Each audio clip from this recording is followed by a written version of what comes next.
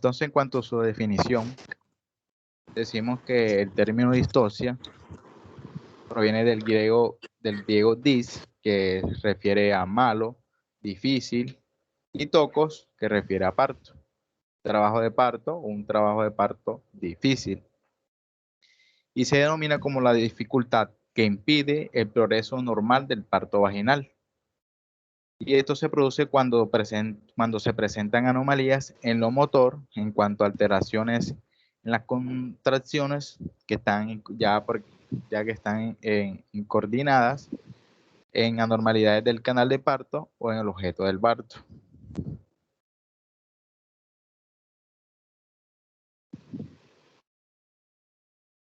La clasificación, esta se pueden clasificar en distosia dinámica o en distosia mecánica. En la distosia dinámica, el trabajo de parto avanza con una dificultad dado que el cuello uterino no se dilata lo suficientemente rápido, y son aquellas distocias producidas por una actividad uterina normal, ineficaz o inapropiada para conseguir la dilatación cervical o el descenso de la presentación. Y se pueden subdividir en cuantitativas y cualitativas. Las cuantitativas son aquellas dadas que son por una hipodinamia, que es la disminución de la contractilidad, o por una hiperdinamia, que es el aumento exagerado de la contractilidad, u otras como la hiposistolia, que es la disminución de la intensidad, la bradisistolia, que es la disminución de la frecuencia, y la hipotonía, que es la disminución del tono basal. En cuanto a las cualitativas, tenemos la incorporación de primer y segundo grado, donde hay una activación de 2 o más marcapasos uterinos y una inversión del triple gradiente en cuanto a su duración, intensidad y sentido de propagación. Por otro lado, tenemos la distosia mecánica, que tiene de origen materno y de origen fetal. En las de origen materno podemos encontrar lo que es anormalidades del canal óseo y del canal blando. Y de origen fetal tenemos lo que son las gestaciones múltiples, la macrosomía fetal, malformaciones congénitas como la hidrocefalia, distocia de hombros, y entre otras, que vamos a explicar más adelante. La causa de distocias. Las distocias pueden ser debidas a varias causas, en las que tenemos las distocias pélvicas óseas, la distocia de tejidos blandos, distocias fetales, distocias debidas a las nexos ovulares, distocia dinámica, y entre otras que vamos a ir desarrollando más adelante. Pero antes de hablar de todas estas anomalías, podemos, para entender un poco más lo que se viene, tenemos que saber los diámetros de la pelvis, donde tenemos el conjugado verdadero, que es la distancia del promontorio del sacro y el borde superior de la sínfisis púbica. Y esto mide alrededor de 11 centímetros. Tenemos el conjugado obstétrico, que es la distancia del promontorio del sacro y la cara posterior de la sínfisis púbica. Y esto mide alrededor de 10 a 10,5 centímetros. Tenemos el conjugado diagonal, que es la distancia del promontorio del sacro y el borde inferior de la sínfisis púbica, y mide alrededor de 12 centímetros. También tenemos lo que es el diámetro anteroposterior, que es la distancia entre el promontorio a la cara posterior de la sínfisis del pubis, como podemos observar en la imagen. ¿Sí me pueden escuchar bien? Sí, te escucho, yo te escucho bien. Sí, claro, claro, como lo...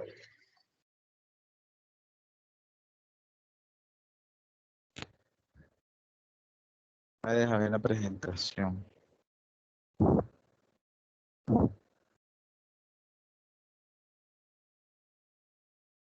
Ok, bueno, ya puede ver la presentación. Tipos de pelvis.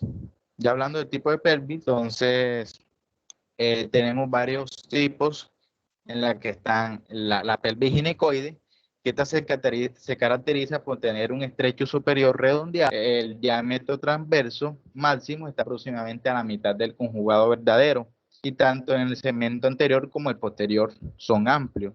Este diámetro transverso es el que vemos en la línea, y como su nombre lo dice, transversa, en la figura que vemos azul en la parte derecha. Esa línea transversal, ese es lo que se llama diámetro transverso.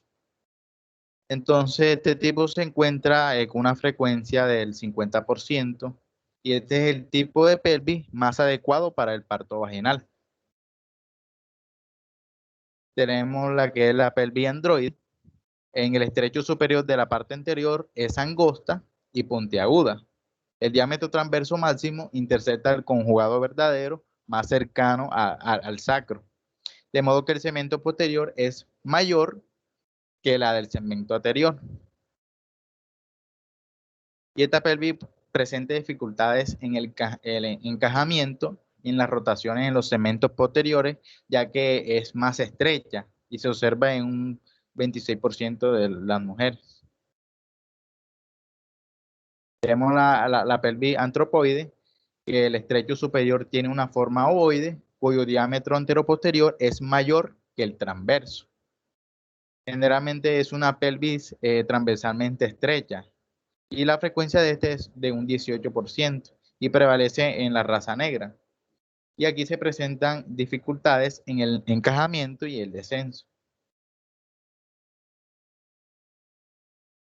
La pelvis platipeloides o plana, aquí el estrecho superior es ovalado, pero al contrario de la pelvis antropoide, que lo vimos anterior, en la pelvis plana el diámetro transverso es mayor que el anteroposterior.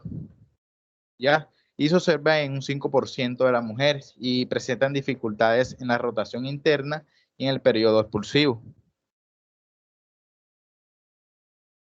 Ya hablando sobre la estrechez pélvica, esto puede presentarse en el plano de la entrada de la pelvis, en el plano medio o en el plano de salida o estrecho inferior, que vamos a ir desglosando ahora.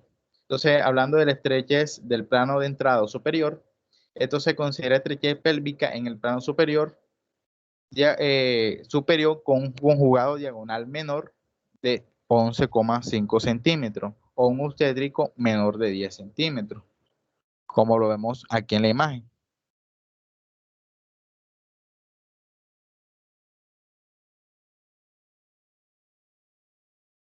Tenemos el estrechez del plano medio, que está delimitado por el borde inferior de la sínfisis del pubis, las espinas ciáticas y el sacro, en la unión de la cuarta y de la quinta. Y por lo general producen detención persistente del descenso y de la rotación en una variedad posterior o transversa profunda. Y estas son causas de distosia cuando hay un diámetro interespinoso menor a 10 centímetros, que es la línea donde está subrayado de color moradito. Ese es el diámetro interespinoso. Entonces hay distosia cuando es menor a 10 centímetros, esta dimensión.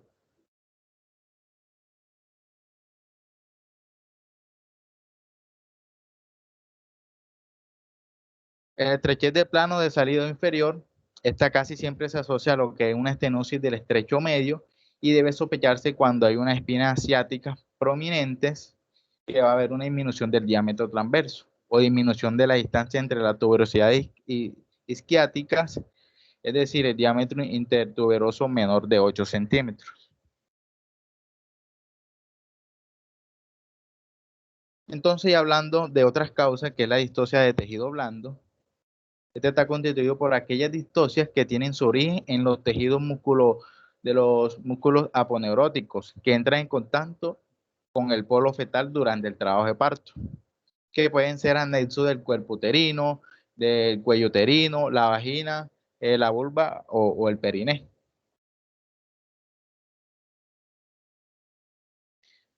Entonces, las distocias ocasionadas por patología del útero y anexos, tenemos que los miomas uterinos localizados en el segmento inferior del útero pueden quedar atrapados en la pelvis menor y ocasionar una obstrucción mecánica en el segmento uterino. Lo mismo puede ocurrir con los quistes ováricos pediculados grandes, mayores de 10 centímetros, que ocupan toda la parte inferior de la pelvis, ocasionando la obstrucción mecánica. Y además de tener un riesgo de la ruptura del quiste durante el trabajo de parto.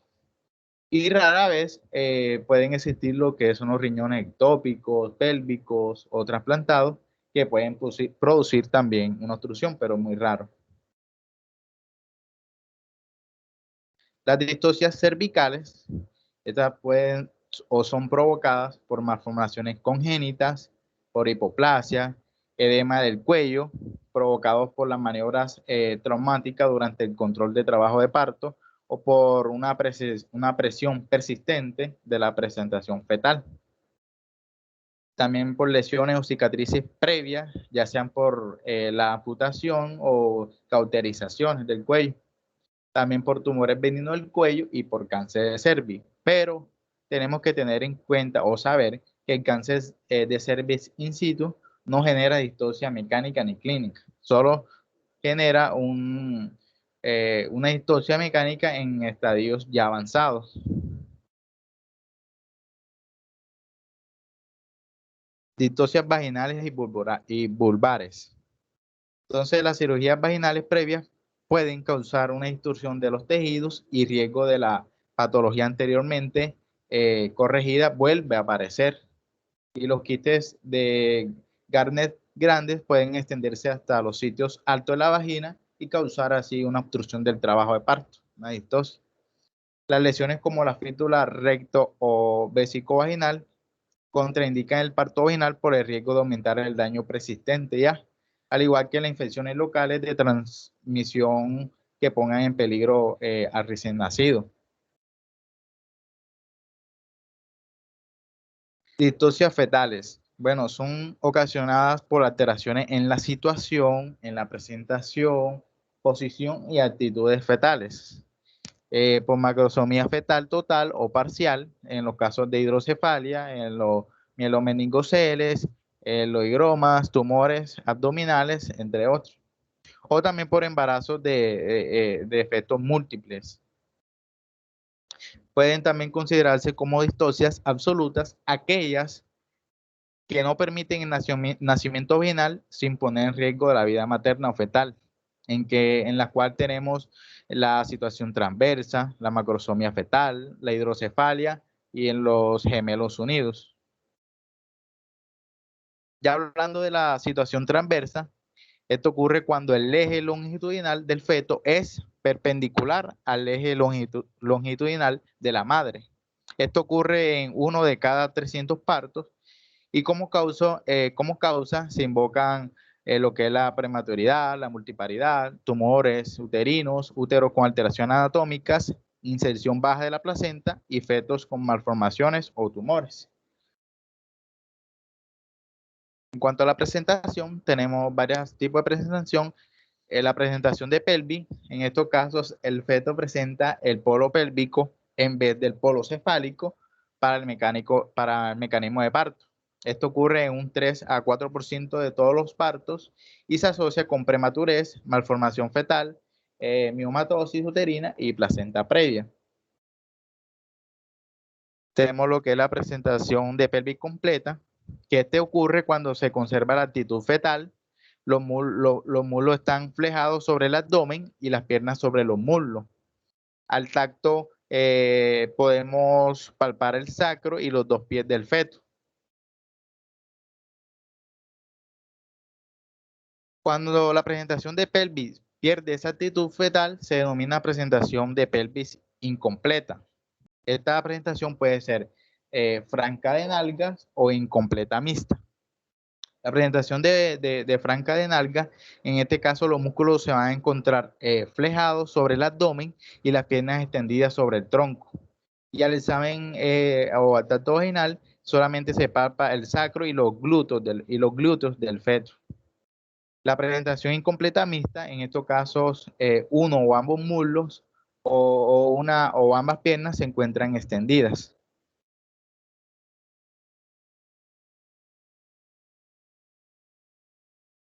Hablando de otra causa de distocia, tenemos la que es las modalidades de Bergman, frente y cara, que son aquellas las cuales el feto pierde su actitud normal de flexión de la cabeza. En la presentación Bregman hay una deflexión de la cabeza de manera que el diámetro que se presenta es el fronto occipital, y este mide 12 centímetros. El punto de reparo es el bresma, y el tacto vaginal nos permite reconocer lo que es la fontanela mayor en el centro de la pelvis. En la presentación de frente, aquí la deflexión es más profunda. El diámetro de presentación es el mento occipital, que mide 13,5 centímetros. Y el punto de reparo es la nariz. En la presentación de cara, la deflexión es total. Aquí el diámetro de presentación es el segmento bregmático, en la cual mide 9,5 centímetros. Y aquí sí permite el parto vaginal. Y su punto de reparo es el mentón.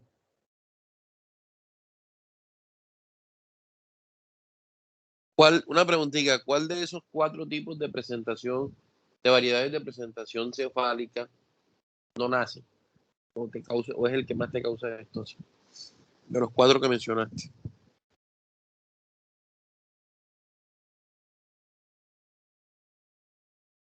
Doctor, Porque podría decir que de la presentación de cara. sí, la presentación de cara, eso imposible nace. Es más, no sé si de pronto vieron cuando hemos estado en cesárea, lo difícil que es cuando vienen de cara a cara, que toca acomodarlo para que quede así como flexionadito la cabeza, bien ubicado para sacarlo mejor. Porque obviamente amplía el diámetro al realizar la extensión de la cabeza. Y el de frente también pone cierto tipo de complejidad. Los que están en bregna y los que están flexionados son mucho más fáciles y nacen sin ningún tipo de problema.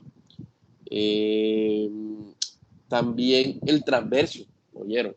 El transverso en el parto por cesárea es un feto que nace en podálica. ¿Listo?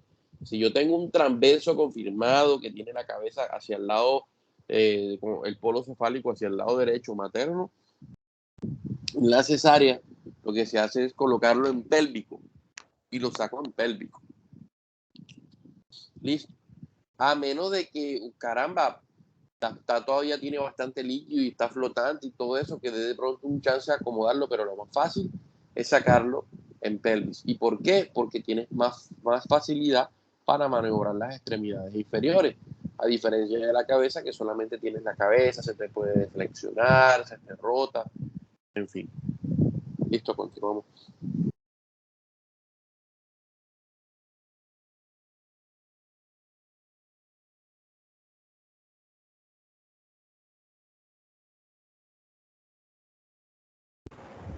Bueno, continuando con la exposición, ¿me escuchan? Sí, te escuchamos. Bueno, ahora vamos a hablar de la distosia por asinclitismo. Entonces sabemos que el asinclitismo es una distosia por mala posición de la cabeza fetal, como lo vemos aquí en la imagen, en donde la sutura sagital no se sitúa en el plano medio de la distancia entre el promontorio y el pubis, que normalmente es lo que conocemos como sinclitismo, sino que se inclina sobre uno de los parietales, de los huesitos parietales.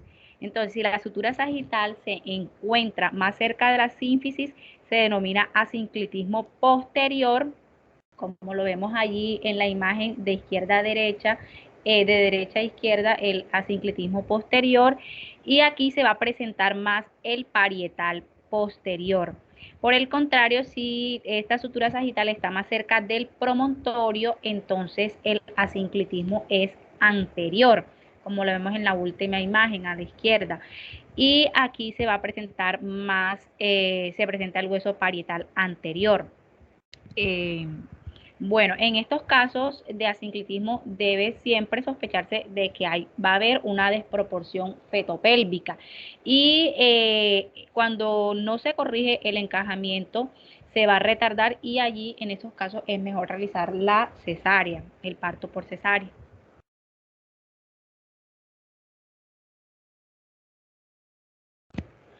Bueno, entonces también conocemos algo que se conoce como presentación compuesta, y esta se caracteriza porque, bueno, son situaciones que se presentan muy poco en el 0.1% de los partos, y esta se caracteriza porque una o dos extremidades fetales están simultáneamente o entran en el canal simultáneamente con la parte fetal que se presenta en el canal pelviano. La más común, como lo vemos aquí en la diapositiva, es la cefálica mano, la de nalgas mano o cabeza, brazo y pie. Entonces aquí vemos varias imágenes de varios ejemplos de presentación compuesta. Como vemos acá, mire, bueno, sobre todo vemos en este caso cefálica mano, es la que más vemos aquí en las imágenes. Siguiente diapositiva, por favor. No, bueno, todavía no la pases, déjala en la anterior. Entonces, es importante que a esta distocia también se le conoce con el nombre de prosidencia de miembro cuando las membranas están rotas y procúbito de miembros cuando estas membranas están intactas, ¿cierto? Su complicación más frecuente, que además de eso lo vamos a ver más adelante, es el prolapso del cordón, que sucede en el 20% de los casos. Es importante tener en cuenta que si se diagnostica en el momento del inicio del trabajo de parto, se debe dejar evolucionar y no romper las membranas, porque en la mayoría de los casos el miembro que va a prolapsar, como lo vemos ahí, el que va a salir, se devuelve espontáneamente. Entonces, por eso no se recomienda hacer la ruptura de las membranas, pues pensando de que puede ocurrir que el miembro se devuelva espontáneamente a medida que el parto va progresando, ¿cierto?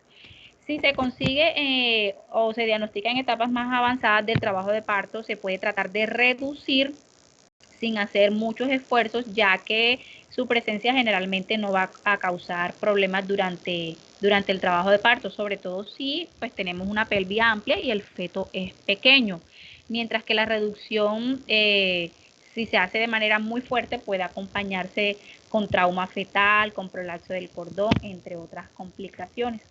En caso de que la presentación sea cefálica mano, como lo vemos en las imágenes, que son los ejemplos más característicos, y es la más frecuente, de hecho, el recién nacido puede presentar edema de la mano después del nacimiento hasta 48 a 72 horas posteriores al parto. Rara vez, pues, es necesario practicar una cesárea por esta condición si se logra hacer la maniobra de reducción, si el bebé logra posicionarse y logra acomodar bien, pues, los miembros. Ahora sí, la siguiente. Bueno, en cuanto a la macrosomía fetal, esta es otra distocia. Se considera que alrededor del 5% de los recién nacidos pesan más de 4.000 gramos. Acá en Colombia, en nuestro país o en Latinoamérica, ya con más de 4.000 gramos sabemos que es un feto macrosómico.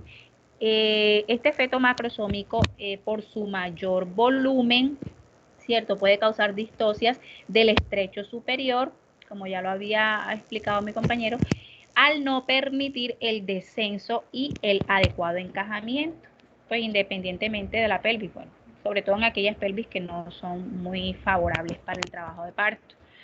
O también en el estrecho inferior, dando origen a la distocia de hombros, que ahorita más adelante la vamos a ver. Bueno, clínicamente la macrosomía fetal podemos observar que se encuentra un crecimiento uterino por encima de los parámetros normales y que en estos casos se debe sospechar, sobre todo cuando la madre o la materna tiene diabetes mellitus o tiene obesidad o también tiene antecedentes de fetos macrosómicos. En lo posible se debe confirmar por ecografía. Y al iniciarse el trabajo de parto, no se presenta descenso de la presentación. La cabecita siempre se va a encontrar por encima del borde superior del pubis y puede desplazarse con facilidad. Entonces esto es importante tenerlo en cuenta al momento de valorar a la paciente. Si el trabajo de parto se prolonga, se puede llegar a una inercia uterina, a una distensión, a una ruptura uterina e incluso puede llegar hasta la hipoxia y la muerte fetal. Por eso, en caso de comprobarse prenatalmente, antes del parto, la desproporción fetopélvica por macrosomía, se debe hacer o se recomienda hacer la operación cesárea. Siguiente diapositiva.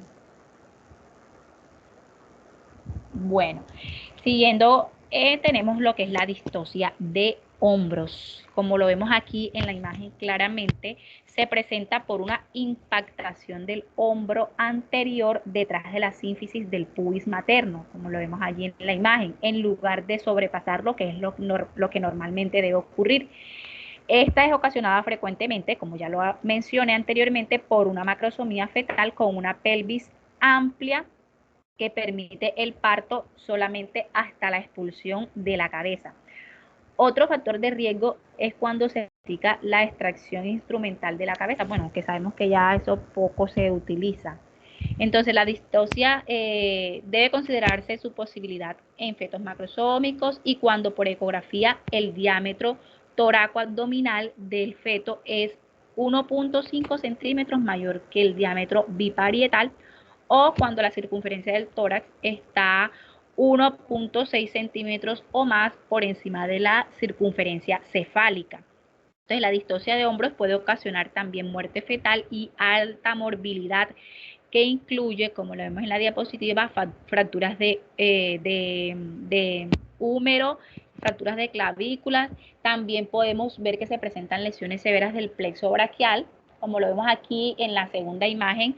Ahí se observa no sé si lo alcanzan a ver bien, el plexo braquial que está allí enclavado junto con el hombro detrás de la sínfisis del pubis. Entonces, esa compresión ahí fuerte puede generar lesiones severas del plexo braquial y pues sus consecuencias posparto. También se puede presentar asfixia intraparto y secuelas neurológicas tardías. Bueno, el diagnóstico se hace porque una vez que emerge la cabeza, el resto del cuerpo queda atrapado y no sale con las maniobras normales de un parto eutóxico, o sea, un parto normal. Se observa que la cabeza fetal se retrae. Usted se va a observar que cuando ya la cabeza salió, esta se va a retraer el periné y no hace la rotación externa que normalmente debe hacer, lo que se llama el signo de la tortuga, así como que cuando la tortuga pues esconde la cabecita. La distocia de hombros ocurre porque, bueno, ya lo he mencionado, hay una desproporción en el tamaño fetal y la capacidad pélvica materna no es suficiente y se presenta más frecuentemente en edad gestacional mayor o igual a 42 semanas, en diabetes mal controladas, peso materno mayor de 90 kilogramos, antecedentes de un feto voluminoso o macrosómico y distocias de hombros, antecedentes de distocias de hombros también, feto masculino y pesos estimados fetales mayores a 4.000 gramos. Una vez que ya se ha hecho el diagnóstico, se debe manejar lo más rápido posible para evitar lesiones, ya las antes mencionadas, en el plexo braquial, daños neurológicos, fracturas de húmero y clavícula. Y se han descrito para esto muchas maniobras. Lo ideal pues es estar preparado con una secuencia de medidas y maniobras que las vamos a ver a continuación. Siguiente diapositiva, por favor.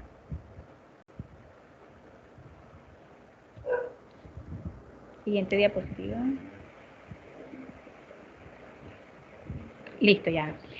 Entonces, es importante tener en cuenta que se requiere solicitar cooperación interdisciplinaria, que hay un anestesiólogo, pediatra, hay un ayudante, se debe siempre se recomienda drenar la vejiga si esta está distendida, por ello de que pues va a complicar más las maniobras y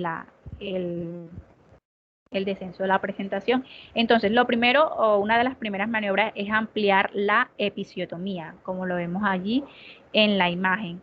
Luego se recomienda también, o bueno, no, esto no es un orden.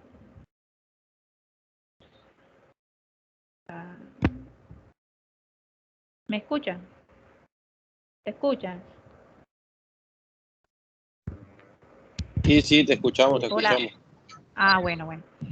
Entonces, no, esto no es el orden en que se deben hacer las maniobras. Estoy diciendo, pues voy a mencionar los distintos ejemplos de maniobras que se pueden hacer. Entonces, una de las maniobras es ampliar la episiotomía, como lo vemos allí en la imagen. Otra maniobra es realizar la maniobra de Christeller, que ya conocemos, que consiste en la presión suave sobre el fondo uterino conjuntamente con la maniobra de McRoberts, que en la que, como lo vemos en la imagen de la mitad, la parte inferior, las piernas de la madre se quitan o se sueltan de la mesa ginecológica y se flexionan fuertemente hacia atrás, como está en la imagen inferior de la mitad. Esto pues lo que va a permitir es que al desplazarlas hacia afuera se desencaje el hombro anterior, ¿cierto? También tenemos la maniobra de Woods, que esta consiste en introducir la mano por la espaldita fetal y rotar el hombro posterior del feto a 180 grados con el objetivo de que se desencaje el hombro anterior. Siguiente diapositiva. Tenemos el parto del hombro posterior. Esto consiste en introducir la mano también para tomar el brazo posterior del feto y pasarlo por delante del tórax, ¿sí? Y de la cara fetal para luego extraerlo.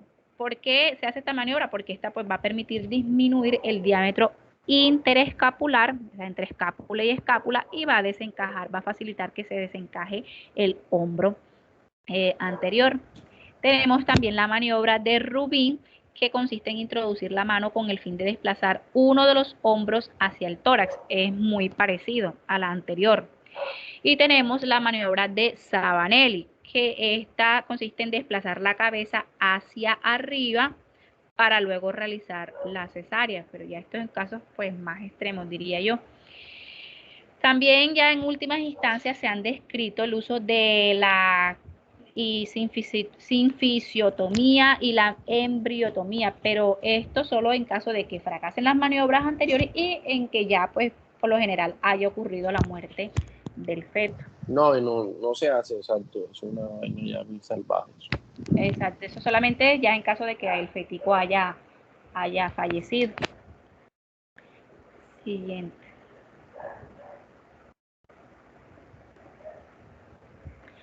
Bueno, tenemos la hidrocefalia. Bueno, la hidrocefalia que también se había mencionado. La hidrocefalia congénita, como sabemos, consiste en un aumento del líquido cefalorraquídeo en el sistema ventricular, ¿cierto? Y los espacios subaracnoideos. Tiene múltiples causas que se han demostrado. Te va a condicionar, disculpa, Yanile, te va a condicionar una distocia por aumento del perímetro cefálico que superan los diámetros del estrecho inferior de la pelvis o incluso superior de la pelvis, ¿vale?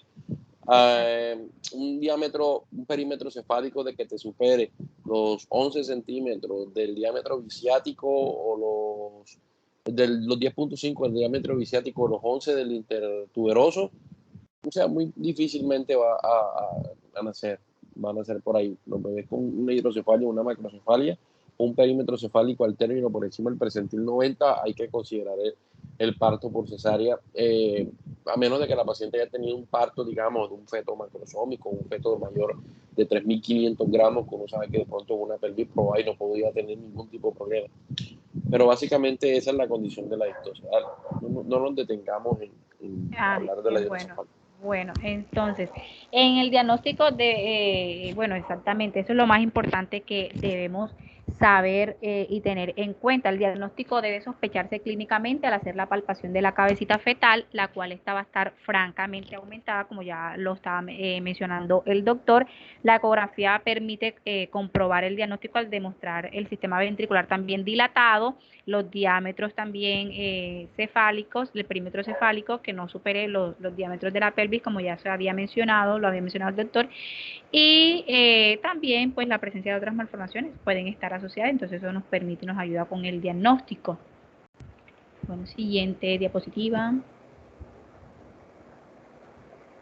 Bueno, está también la distosia corporal fetal, que ya son casos de patologías fetales que ocasionan distocias absolutas, entre las que se consideran principalmente el hidrops fetalis y los tumores fetales, ¿cierto? Bueno, para no hablar de eso, el hidrops fetalis sabemos que es un problema inmunológico y se presenta la distosia por dificultad para la extracción del abdomen fetal, que va a estar con un diámetro que va a superar pues los diámetros de la pelvis materna, y se produce un atrapamiento del feto. El tratamiento sí o sí debe ser la cesárea. En cuanto a los tumores fetales, pues Sabemos también que los tumores van a ocupar cierto volumen, hay distintos tipos de tumores, no nos vamos a detener en esto y el diagnóstico se establece por medio del ultrasonido y en la mayoría de los casos también el tratamiento debe ser con la operación cesárea. Pasa a la siguiente diapositiva. Listo. Tenemos las distocias por anomalías de los anexos ovulares, la brevedad del cordón umbilical. ¿Qué pasa aquí? Un cordón demasiado corto va a impedir el descenso de la presentación o va a provocar el desprendimiento de la placenta normalmente insertada y esto puede prolongar el trabajo de parto y ocasionar un abrupcio de placenta. Aquí es necesario que se sospeche cuando se comprueban signos de anoxia fetal sin ninguna causa aparente, que haya falta de encajamiento del feto o haya dolor uterino localizado o se produce el desprendimiento prematuro de la placenta. El tratamiento también en estos casos es la cesárea. Las circulares de cordón, bueno, aunque en estos días aprendíamos de que las circulares de cordón no de por sí no causan una asfixia y no tienen contraindicación para el parto. Sin embargo, pues en la literatura que revisamos decía que cuando no hay encajamiento, puede existir sufrimiento fetal por la circular de cordón y en este caso se requeriría la intervención del parto por medio de la cesárea. En los casos en los cuales se producen encajamientos se puede ocasionar sufrimiento fetal agudo en el periodo expulsivo que obliga a terminar el parto rápidamente, bueno, ya de manera instrumentada, pero bueno, es muy poco que se presente en esto. Siguiente diapositiva. Tenemos también la distosia de procúbito, la heterocidencia y procidencia del cordón umbilical. Esta como tal no es una verdadera distosia, pero pone en peligro la vida fetal, también conocida como prolapso del cordón umbilical. Es cuando este se convierte en la parte que se presenta en el estrecho superior de la pelvis en vez de ser pues la cabecita o las nalguitas del feto, si está en podálica. Entonces, cuando las membranas están intactas, se denomina procúbito de cordón, como lo vemos en la primera imagen, procúbito. Cuando las membranas, en estos casos, pues se puede tratar de rechazar o reducir cuidadosamente el cordón y permitir que el polo cefálico o podálico ocupen el estrecho superior. Si esto se logra, pues ya se puede proceder a romper las membranas. Cuando las membranas ya, como lo vemos en la segunda imagen, están rotas, se denomina procidencia de cordón umbilical y constituye una emergencia obstétrica. ¿Por qué? Pues se acompaña de alta mortalidad fetal, sobre todo en los casos de procidencia de cordón con presentación cefálica. En estos casos se debe hacer de manera urgente o inmediata la operación cesárea, manteniendo elevada la presentación con los dedos introducidos por vía vaginal y preferiblemente en la posición de Trendelenburg. Siguiente diapositiva. Bueno, alteraciones de la placenta, ya en los casos de placenta previa, que ya conocemos lo que es la placenta previa y esto lo que va pues, a ocasionarnos claramente una obstrucción para el descenso de la presentación. Sabemos los principales signos clínicos, bueno, ya esa exposición lo vimos, que es el sangrado indoloro y la conducta de intervención, pues una cesárea electiva, se puede comprobar mediante la ultrasonografía. También está el desprendimiento de la placenta normalmente insertada, que también es una emergencia obstétrica, que como lo vimos, se caracteriza por sangrado proveniente de la cavidad acompañado de dolor intenso. Entonces hay que definir rápidamente la vía del parto, regularmente por cesárea, si no hay inminencia de parto vaginal, para pues, evitar cualquier complicación tardía. Está la insuficiencia placentaria también, cuando la placenta funcionalmente no es capaz de aportar oxigenación y la nutrición necesaria que requiere el feto. Es necesario evitar en estos casos pues el trabajo de parto, porque durante las contracciones aumenta el riesgo de la asfixia neonatal. Por eso también se considera como distosia. Siguiente diapositiva. Bueno, hablando ya de las distocias dinámicas, estas podemos es tener en cuenta, o tenemos que saber, que la contractilidad dinámica uterina se denomina distosia disfuncional o distosia dinámica, como lo vemos en la diapositiva. Entonces, estas distosias dinámicas pueden ser de tipo cuantitativo o de tipo cualitativo. Dentro de las de tipo cuantitativo podemos encontrar lo que son las hiperdinamias y las hipodinamias. En cuanto a las hiperdinamias, estas pueden ocurrir desde el inicio del trabajo de parto. En este caso, se atribuye mayor excitabilidad uterina al aumento de la secreción de oxitocina, y también pueden ocurrir hiperdinamias cuando se ha iniciado el trabajo de parto y su origen puede ser iatrogénico, por ejemplo, una administración exagerada de oxitóxicos o provocada por obstrucción del parto. Aquí el síntoma principal es el aumento exagerado del dolor durante la contracción uterina, y el signo clínico es el aumento de la consistencia del útero. Vamos a ver que tiene una consistencia leñosa, muy dura, y se evidencia mediante la monitoría electrónica también por aumentos de la duración de la contracción. Esta va a durar más de 70 segundos. Aumento de la intensidad, esta va a ser mayor de 50 milímetros de mercurio, y secundariamente pues también va a aumentar el tono uterino. Las hiperdinamias pueden provocar hipoxia, sufrimiento fetal, parto precipitado, ruptura uterina, desprendimiento de placenta, desgarro, pues entre otras complicaciones. Bueno, siguiente diapositiva. No, mentira, siguiente no, las hipodinamias están aquí mismo. Entonces, las hipodinamias, estas pueden presentarse desde el comienzo o después de iniciado el trabajo de parto. En el primer caso, pues, cuando ya se presentan desde el comienzo, suele ser por inmadurez cervical, o pueden ser por causas psicógenas, por aumento de la secreción de adrenalina, desarrollo insuficiente del músculo uterino, patologías concomitantes en el miometro como las miomatosis o adenomatosis y la sobredistensión uterina. También estas hipodinamias pueden ser secundarias a trabajo de parto prolongado. En caso tal, se va a presentar por cansancio de la fibra muscular o por obstáculo mecánico. Entonces, aquí en la hipodinamia la paciente clínicamente no va a percibir las contracciones uterinas, y la palpación va a permitir comprobar un útero flácido y con las contracciones que apenas logran pues endurecer la pared uterina. Y en la monitoría electrónica vamos a ver que se comprueba que la intensidad de la contracción va a disminuir a menos de 20 milímetros de mercurio, y la frecuencia va a ser a menos de 2 contracciones en 10 minutos, y la duración aproximadamente de 10 a 15 segundos. Bueno, como consecuencias va a traer prolongación del trabajo de parto, sufrimiento fetal, fatiga, ansiedad materna, aumento de riesgo de infección y alteraciones en el alumbramiento. El tratamiento pues ya va a ser etiológico, dependiendo de la etiología. En tal caso, la paciente debe ser hidratada y sometida a sedación en los casos que sean necesarios.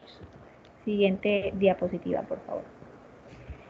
Bueno, tenemos que, siguiendo con la clasificación de las distosias dinámicas cuantitativas, estas también se van a asociar a alteraciones en el tono uterino, de la frecuencia o intensidad de las contracciones. En cuanto a las alteraciones del tono uterino, este normalmente debe oscilar en el trabajo de parto entre 8 y 12 milímetros de mercurio, ¿cierto? Cuando este tono uterino sobrepasa los 12 milímetros de mercurio, se constituye lo que es la hipertonía uterina. Desde el punto de vista clínico, se puede observar que no ocurre la relajación normal entre una contracción y otra, y como consecuencia se ofrece o se presenta una sensación de contracción como si fuera continua, de manera continua. Se puede verificar mediante la monitoría. En esta vamos a ver que hay hiperdinamia uterina, vamos a ver que hay incoordinación de las contracciones, sobre distensión uterina, y puede haber incluso desprendimientos prematuros de placenta. Bueno, en cuanto a la hipotonía uterina, que es cuando el tono es menor a 8 milímetros de mercurio, con frecuencia no ocurre en forma aislada, sino que también se va a asociar a otras distosias dinámicas por defecto, como son las hipodinamias, que ya las mencionamos, y que se conocen con el nombre de bradisistolia y hiposistolia. Pasa a la siguiente diapositiva, por favor. Bueno, También vamos a encontrar, entonces aquí vamos a encontrar las alteraciones de las frecuencias de las contracciones uterinas, que pueden ser por defecto o por exceso. Entonces, la ausencia absoluta de contracción uterina es lo que se denomina asistolia. O sea, aquí no hay ninguna contracción uterina o se denomina inercia. La asistolia puede ser primaria, como en algunos casos de gestación prolongada, o secundaria cuando aparece después de haberse iniciado el trabajo de parto. Cuando es secundaria se puede presentar en casos de infección amniótica, deshidratación de la materna, desequilibrio hidroelectrolítico y agotamiento. Tenemos que, entonces, aquí vamos a ver los términos de las alteraciones de la frecuencia, que también tenemos la bradisistolia y la taquisistolia. De la bradisistolia, que también se conoce como oligosistolia, es cuando hay una frecuencia menor de 2 contracciones uterinas en 10 minutos, y la polisistolia o taquisistolia es cuando hay un aumento de la frecuencia a más de 5 contracciones uterinas en 10 minutos. Siguiente diapositiva. Acuérdense de eso porque se van a preguntar. Es lo más común de encontrar. Alteraciones de la dinámica tipo hiperdinamia, sean de tipo cuantitativas o cualitativas, por aumento del tono, aumento de la intensidad, aumento de la frecuencia. Tenemos la taquisistolia, anteriormente denominada polisistolia, más de 8 contracciones en 20 minutos, listo, más de 8 contracciones en 20 minutos. El tema de la intensidad ahí se quedó dudoso porque hay una literatura que describe como 90. Y básicamente las modificaciones cervicales empiezan con 50 milímetros de mercurio en cuanto al tono. Algunos autores hablan de que es 90 y tiene lógica que sea 90 el tono. Porque eso uno lo ve en el registro cardiotocográfico. Cuando uno tiene el tono así muy elevado, esas montañas raya los 90 y pasa de eso. Generalmente hacen de 100, 120. El tono, la parte diatogénica que hablaba muy bien Yarilet, cuando colocamos oxitocina, se abusa de la dosis, no se hace un goteo controlado, o que la paciente está en trabajo de parto espontáneo, solita arrancó y tiene muy buenas contracciones, y yo no sé por qué a veces uno ve que oxitocina para conducción, cuando la paciente tiene espontáneamente buenas contracciones, ¿sí me entienden? Uno las indica en los casos de las hipodinamias o en el caso de inducción. En el caso de una paciente que inició un trabajo de parto y se quedó en dinámica, o que hizo una hipodinamia, o que está en una inercia y estaba dilatada ya en 3, 4 centímetros, hombre, se me quedó en contracciones, vamos a estimularla. Ahí se uno indica oxitocina. Una paciente que está en un trabajo de parto espontáneo, natural, con buena dinámica, que continúe sola. O si no, la metemos en una hiperdinamia. Conducta a seguir en esos casos: suspendan la oxitocina, coloquen a la paciente un poquito de oxígeno a bajo flujo, 3, 4 litros por minuto, líquidos. Afortunadamente la vida media de la oxitocina es muy corta. Listo, me van a decir cuánto es la vida media, porque es cortica. Y se coloca a la paciente en decúbito lateral izquierdo. Vale. Si se dio la hiperdinamia o la taquisistolia y hay bienestar fetal, continuamos la prueba de trabajo de parto. Si persiste o hay pérdida del bienestar fetal, se desembaraza de urgencia por cesárea. Ese es el manejo de la taquisistolia o la hiperdinamia. ¿Listo? Bueno, listo, gracias, Doc. Entonces, también tenemos alteraciones de la intensidad, pues ya que se han mencionado, se define aquí la hiposistolia como las intensidades de las contracciones menor de 25. Bueno, ya lo explicaba el doctor que en el caso de hipersistolia sobrepasa hasta los 90 milímetros de mercurio. Pasa a la siguiente diapositiva. La siguiente.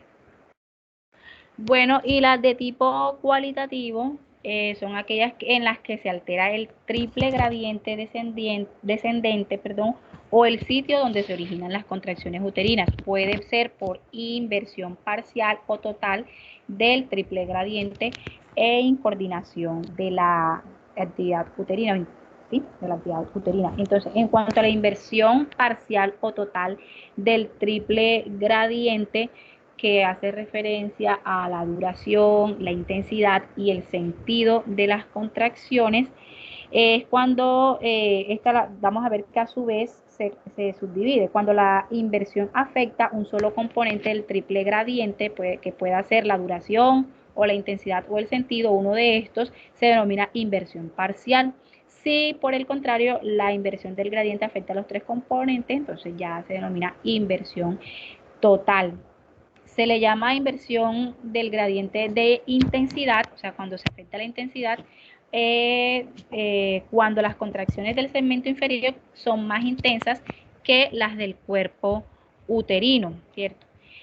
Por otro lado, tenemos entonces que se denomina inversión del gradiente de propagación y de duración si las contracciones uterinas se inician en el segmento del útero y se propagan hacia arriba, lo que se conoce como ondas ascendentes, con una duración de la onda contráctil mayor en el segmento inferior que en el cuerpo. Y se define lo que es inversión total de gradientes cuando las ondas al comenzar son más intensas, tienen mayor duración en el segmento inferior del útero y se propagan en forma ascendente. Siguiente día, no, mentira ahí. Entonces, en cuanto a la incoordinación uterina, tenemos que, hay que saber que hay un marcapaso en la zona uterina en la que nace la contracción, así igualmente como en el músculo cardíaco. Entonces, en el útero humano normal existen marcapasos a nivel de los cuernos uterinos, que en condiciones normales el marcapaso derecho es dominante y las contracciones provienen por lo general de un solo sitio sin ocurrir interferencia entre ambos.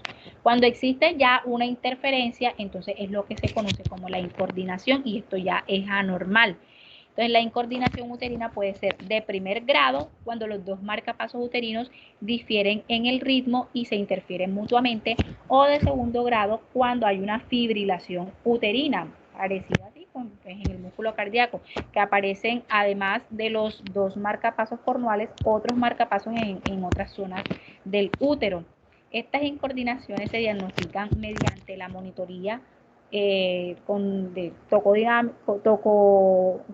tocodinamómetro y se pueden sospechar clínicamente ya la parte clínica cuando hay aumento en la frecuencia de las contracciones y estas tienen distinta duración e intensidad.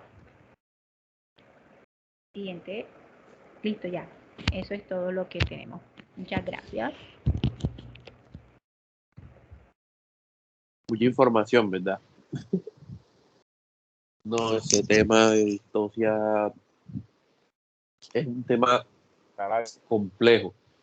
Sí, es un tema largo, porque yo me acuerdo que cuando yo era residente me tocó exponerlo a mí, pues a nivel de residente, y esa vaina duré como 3 horas hablando ahí.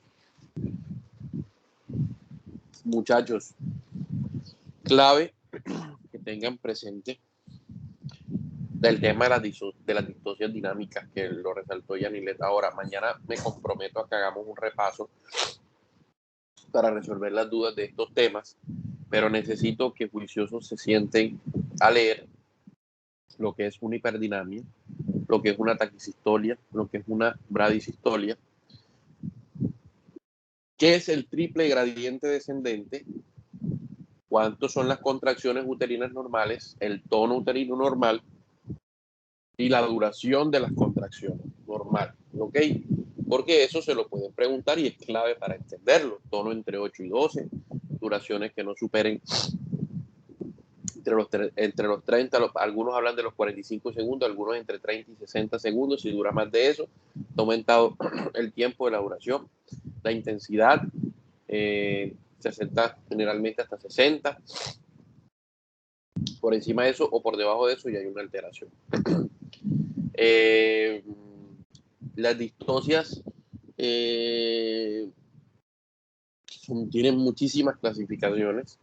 A la hora de la verdad, muchas veces ni identificamos distocias por alteraciones en el descenso o en el expulsivo. Muchas veces no identificamos qué pueda estar pasando, que es lo que nos lleva a hacer una cesárea de emergencia.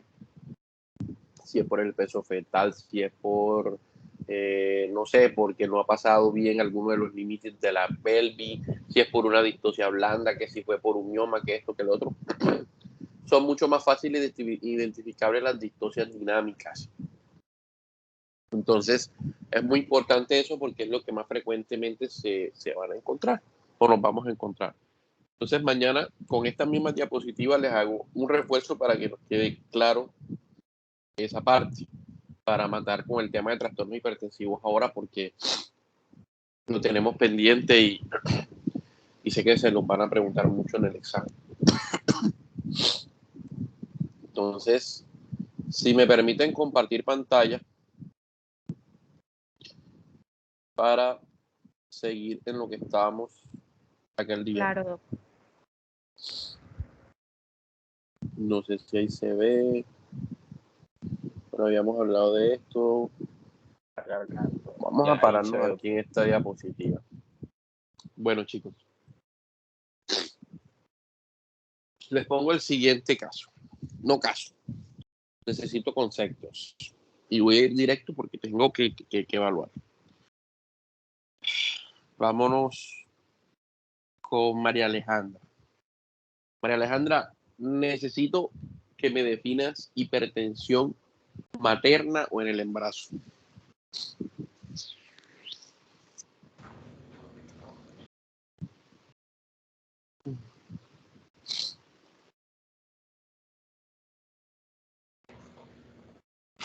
Hipertensión es cuando se encuentra pues la presión arterial mayor de 140, 90.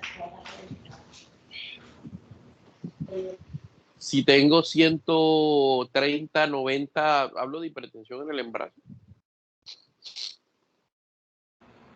No, doctor. ¿Y por qué?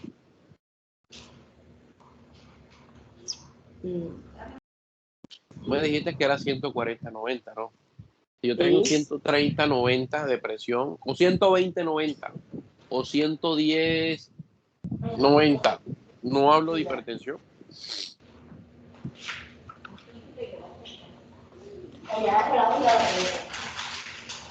Pues sinceramente en ese caso no sabría decirle, porque como se está establecido que es de 140 a 90 y en una anterior clase nos dijeron que si estaba por menos, no. Les expliqué clarito como 500 veces que era la hipertensión en el embarazo. Y es cuando tenemos una presión arterial sistólica mayor o igual de 140 o,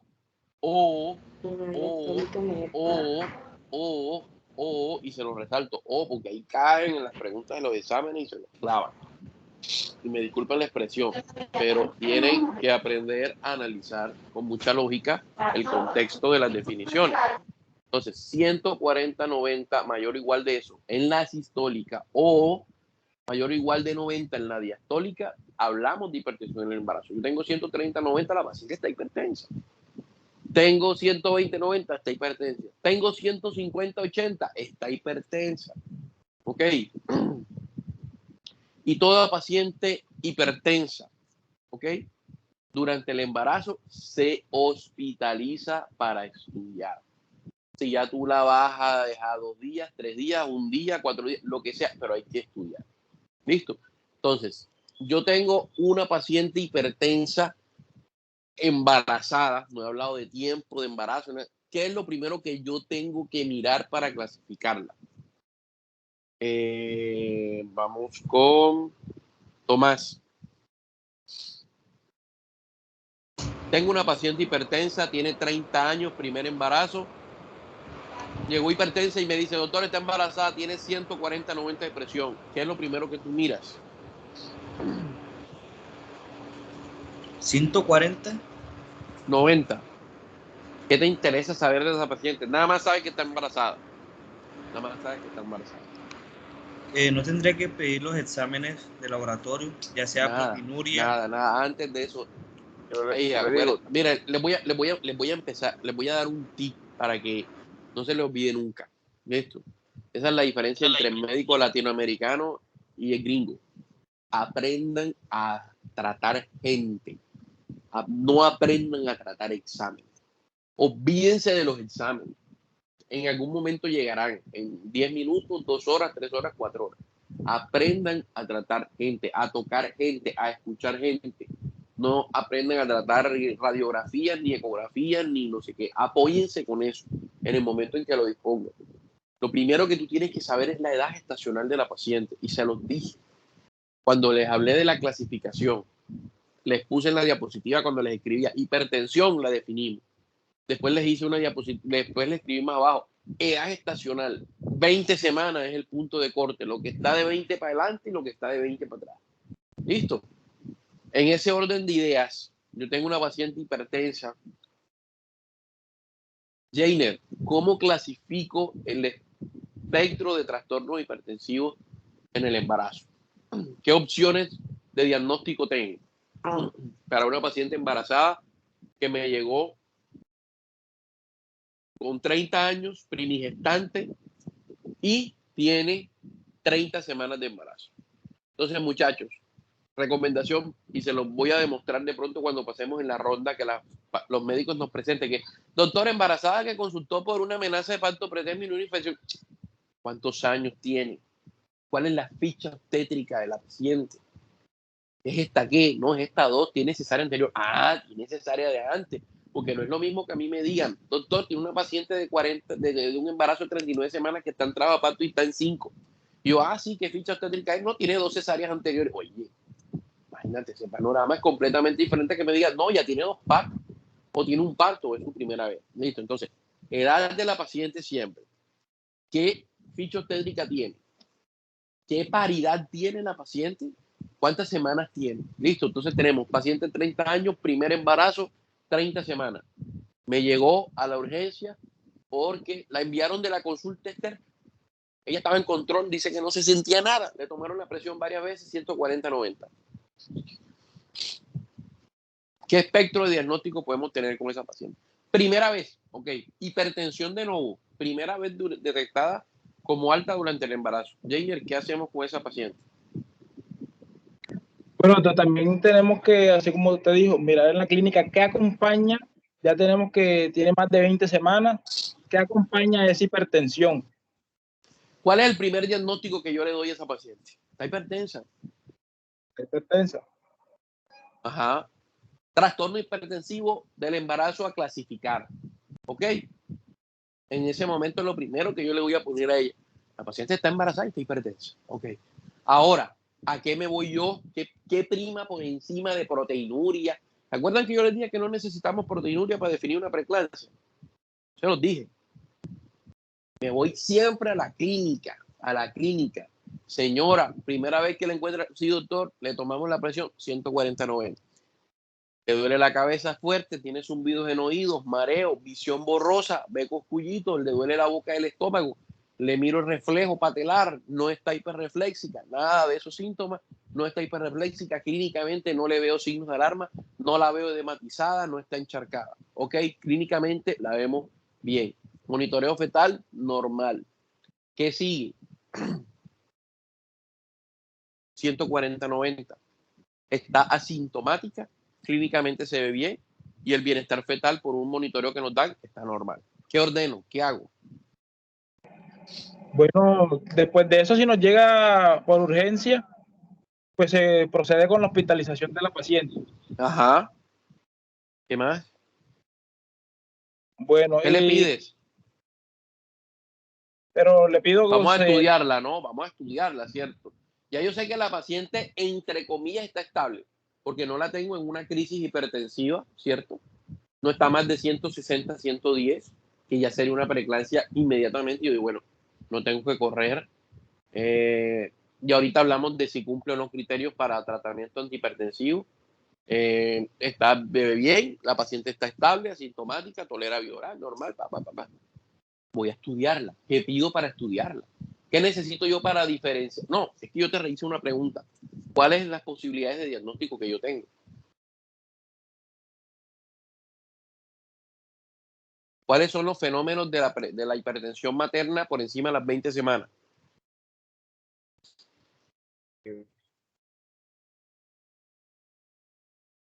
¿Los criterios de qué, doctor? No lo escuché bien, qué pena. Por encima de las 30, por encima de las 20 semanas, ¿qué posibles fenómenos diagnósticos de trastorno hipertensivo yo tengo por encima de las 20? Bueno, pues podemos diagnosticarla como una preeclampsia, ahí con leve o una eclampsia, dependiendo dependiendo de los factores. ¿Una qué? La preeclampsia. Ajá. ¿O qué otro? Lo que puede estar cursando. ¿Cuál es el otro que no es preeclampsia, que entre comillas es menos malo, por encima de las 20 semanas? La hipertensión gestacional, muchacho. ¿Qué pasa? Doctor, le estaba alzando la manito. No, También ay, qué estoy pena, levantando qué la pena. mano. No había visto porque estaba acá, pero no importa, porque es que todos tienen que saber. Sí, pero como le estaba preguntando a los compañeros, pensamos que no sabíamos. Entonces, que no se les olvide la hipertensión la definición de hipertensión en el embarazo y qué espectro tenemos. Ey, está por debajo de 20 semanas. La paciente es hipertensa crónica. Es hipertensa crónica. Si está por encima de las 20 semanas, tengo o una preeclampsia o una hipertensión gestacional. Si la paciente está así, entre comillas, estable, como la encuentro, voy a clasificarla. ¿Qué le pido? ¿Qué pido yo? ¿Qué otro examen que está en la definición? Muchacho, hombre, no quería ni llegar acá, hombre. No me quería devolver. ¿Quién lo dijo? Por ahí lo dijeron. Yo, doctor, proteinuria para definir si es una preeclampsia o una hipertensión. Aquí está el cuadrito. Eso lo hablamos. Está. Mire, proteinuria, ¿cierto? Y los paraclínicos de daño endotelial, ¿ok? Que ya sabemos que son hemograma, pruebas de función hepática. ¿Quiénes me mencionan las funciones hepáticas que necesitamos? El que sepa. Las transaminasas, doctor, que están por encima apartado de la neurotransferasa y la otra que Transaminasa, está GOT, GPT, deben de estar encima de Ajá. cuánto. Tiene que estar el doble. Encima tiene que estar del- Ok, doble. el doble. Lo el normal, doble es, del nivel superior. lo normal es 40. Yo las tengo ya duplicadas en 80, están alteradas. Perfecto. ¿Qué más? LDH. ¿Por encima de cuánto? 30 o 0,3. 600. La 600 LDH. Estamos unidades. en LDH. Ah. Concentración. LDH por encima de 600. Ok. Fosfatasa alcalina como tal, no la pedimos, no hemos marcador específico. Bilirrubinas. Alteradas por encima de 1. Listo. Tenemos, ante todo, a expensas de la indirecta. Pruebas de función renal. Creatinina por encima de cuánto. De 1.1. De 1.1, Ahí están, doctor. de 1.1, el doble del valor, ¿cierto? Con una de base que yo tengo, por ejemplo, yo la tenía en 0.6 y la encuentro en 1.2, al día siguiente está alterada. O, ojo con la paciente que la tengo en 0.5 y al día siguiente está en 1. Ojo con esa paciente que también se me está duplicando. En el hemograma, ¿qué miro? ¿Qué miro en el hemograma? Plaquetas. Las Por plaquetas debajo de cuánto. por debajo Por de debajo. 100.000. Debajo de 100.000. Perfecto. Listo. Y si todo eso está normal, miro los síntomas. ¿Qué síntomas? Si la paciente presenta cefalea, cefalea, epigastralgia, hipocondrio derecho. acúfenos. Ok, perfecto. Listo. Eso es lo que necesitamos nosotros para clasificarla. Listo. Nos llegó la proteinuria, está en 500. ¿Cómo la clasificamos? Preeclampsia. Los signos están normales y los Preeclampsia. parámetros bioquímicos están normales. ¿Es severa o no es severa? No es severa. ¿Qué hacemos No con la lo- paciente que tiene una preeclampsia no severa? No es severa. Se maneja con antihipertensivos. Hablamos de eso, no nos preocupemos por eso porque eso es lo que yo les voy a explicar ahora. En la edad gestacional que usted nos está dando, ¿no? Tiene 30 semanas.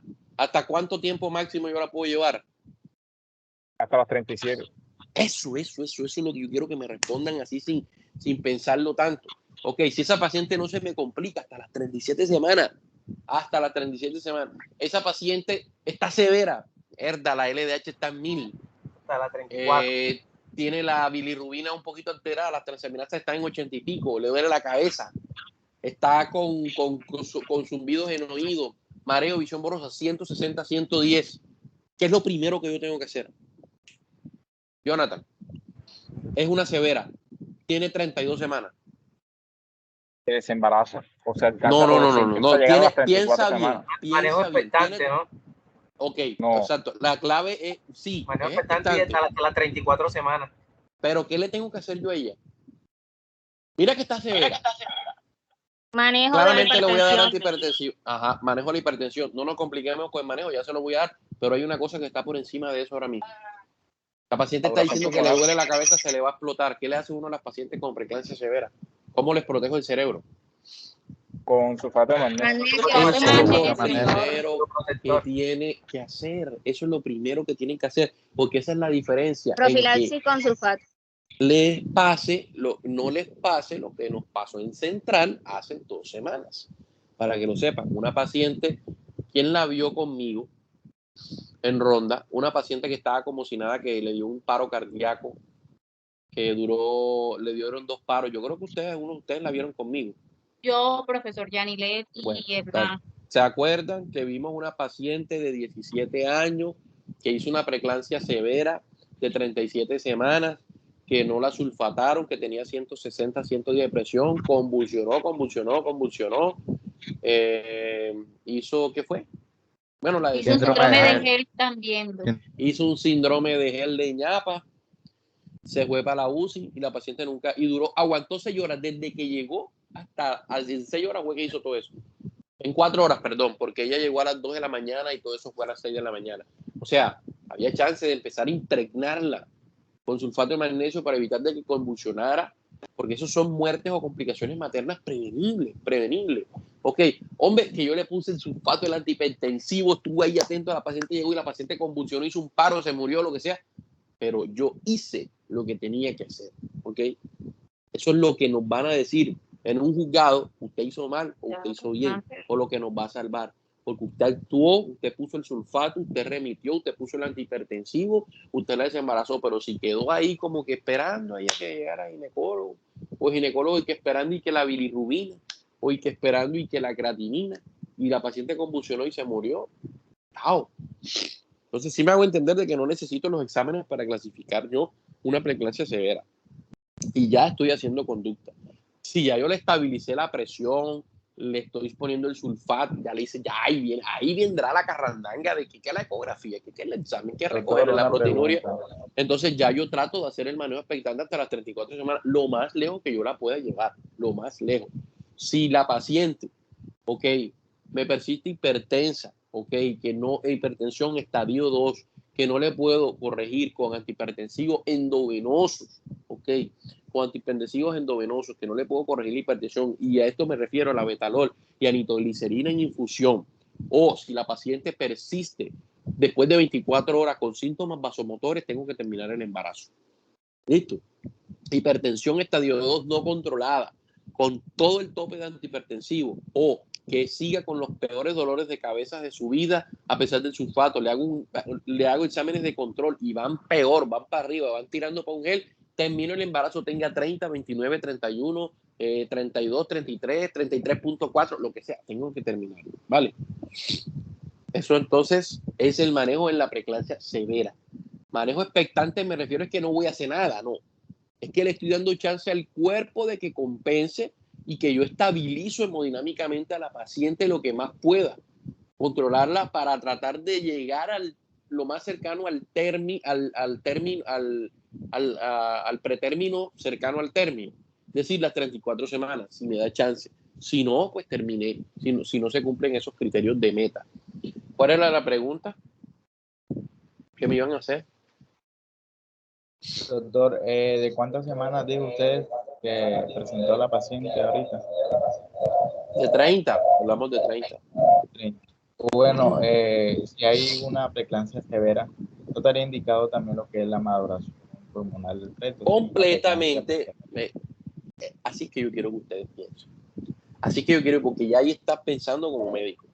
Listo, tú sabes que esta paciente tiene un diagnóstico de alto riesgo, ¿cierto? De morbilidad o mortalidad materna. O sea, que en algún momento la paciente se me descompense y si está hospitalizada, yo esa paciente pueda que la desembarace o no. Y yo puedo utilizar el esquema de maduración pulmonar y en todas las guías de trastornos hipertensivos mencionan la maduración pulmonar, ¿cierto? Entonces, claro que es una opción válida. ¿Listo?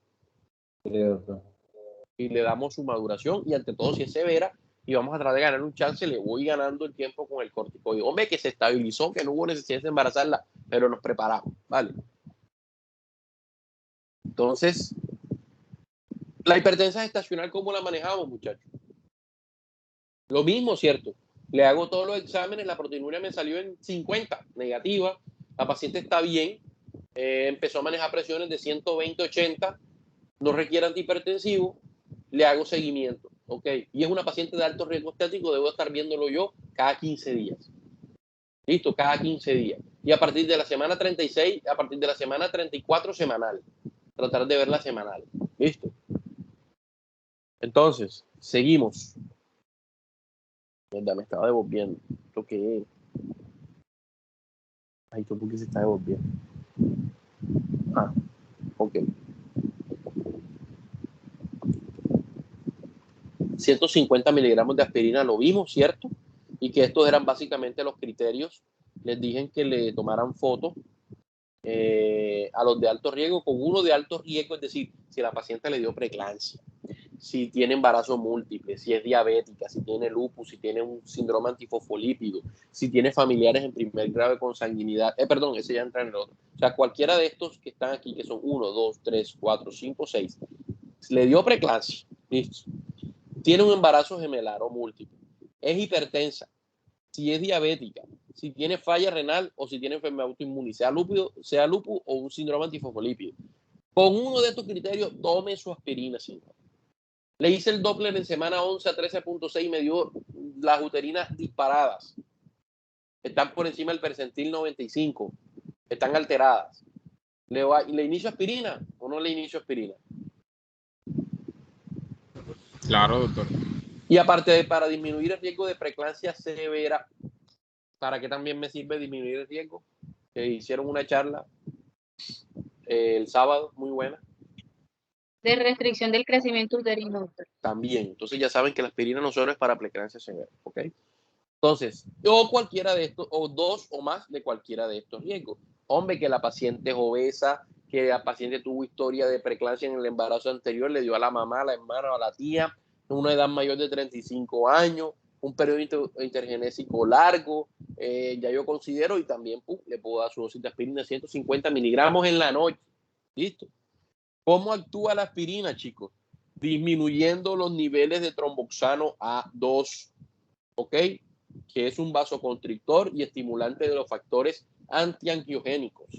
¿Por qué en la noche? Porque el pico de tromboxano A2 no es que sea una condición, ay, que en la noche, el paciente se la tiene que tomar, pero el pico de tromboxano A2 es en la noche, ¿vale? Entonces por eso la paciente se acuesta, tome su pastillita, su tableta y media de aspirina, ya salió el Leclan, que ya es la tableta de 150 miligramos, porque la aspirina ustedes saben que viene de la cardioaspirina 81 y la clásica ASA que es de 100. De 100. Tiene de 100. Ay, doctor, tableta y media, mira, ¿qué hago con la mitad? Guárdala para la otra. Listo. Entonces, me acomodo aquí. Seguimos. Entonces ya quedó claro el diagnóstico. ¿Qué les dije yo a ustedes que hay que hacerle a las pacientes hipertensas crónicas antes de las 20 semanas? Que yo les tengo que pedir un estudio para yo seguir el control de ella. Jonathan. Tengo la paciente de 40 años, ella es hipertensa crónica, tomaba losartán, ahora en el embarazo se lo cambiaron a Famotidil Dopa. Y ella me llegó con 16 semanas y me la mandan por el ginecólogo. ¿Qué estudio le pido yo a ella de base para tener control? Tiene que ver con los riñones.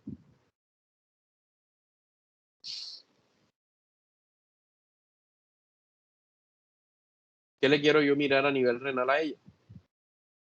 Sabemos que los hipertensos crónicos nos hacen fallas renales. ¿Alguien que sepa? La creatinina, no, doctor. Pues no, yo necesito algo de base. ¿Y yo cómo voy a saber si es preeclampsia cuando ella me tenga 30 semanas? Doctor, eso me vale todo. Claro, yo necesito una proteinuria de base en la paciente antes de 20 semanas. ¿Cierto? Yo necesito saber cómo están los riñones de esa paciente. Porque la paciente, si yo la tengo a las 16 semanas, a las 14, con una proteinuria en 24 horas que me dice 304, está positiva. Pero es clínicamente significativo para preeclampsia. No. La paciente ya tiene daño renal de base de hace mucho rato por su hipertensión.